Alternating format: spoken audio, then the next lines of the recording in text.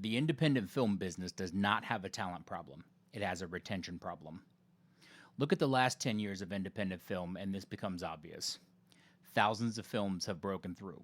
They've been technically impressive, emotionally resonant, bold, personal, and often groundbreaking. Some have won awards, some have got distribution, and some even made money.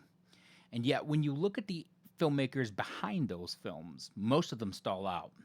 They release the movie, they get the applause, they enjoy the moment, and then they disappear. Sometimes 3 years, 4 years, 5 years, or even more. And when they finally turn to the business, they're starting from scratch. This isn't a personal failure. It's not a lack of hustle because they suddenly forgot how to make good work. It's a design flaw in the industry. The independent film ecosystem is optimized for projects and not careers, for moments and not continuity, discovery and not durability. And when the system rewards moments, it quietly punishes anyone wanting to last. And to understand why, we need to perform kind of an autopsy on what it looks like to have success. A few years ago, I interviewed a filmmaker named Arlene. By every traditional metric, Arlene has succeeded. She wrote a strong script, she raised the money, she shot lean, she shot smart, and she finished the film. When it came to release, she did exactly what film school taught her to do. She played the game. She ran the festival circuit, the film did well, she got 15 plus laurels, jury prizes, press coverage, all that. People came up and shook her hand and told her she was the next big thing. And from the outside, Arlene had made it. But then the release ended, and the festival stopped emailing, and the press moved on, and her attention evaporated. And when she looked back at her business infrastructure, she saw the truth. No email list, no customer data, no recurring revenue, and no way to reach the people who had just told her that they loved her work. She spent 2 years generating exposure inside platforms whose algorithm could change overnight. Exposure did not pay rent. Exposure did not fund the next movie. And when she started her next project, she was back to zero. A new funding push, a new festival plan, new audience hunt, new risk.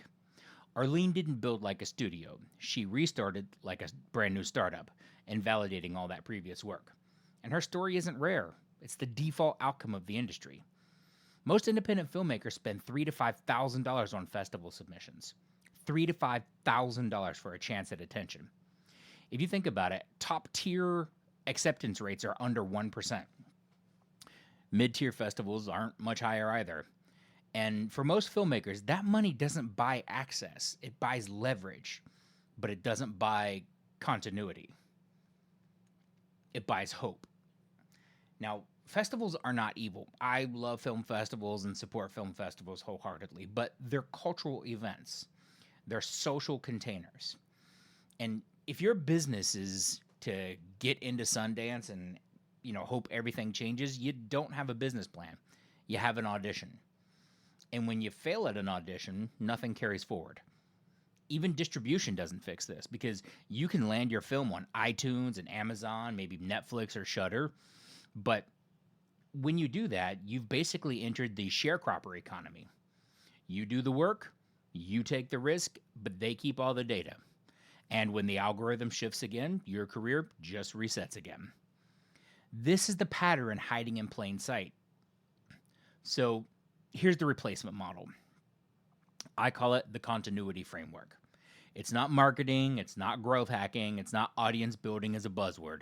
It's continuity. Careers fail at reset points.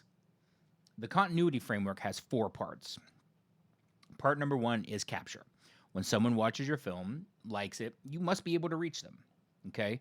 Not through algorithms or platforms. You need to reach them directly. If you can't recontact the people who already said yes to your work, every release resets your career. Capture is permission. Email, names, phone numbers, a way back. Without capture, attention leaks out of the system.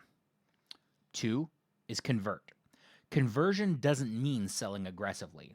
It means giving your audience a reason to cross the line from viewer to supporter.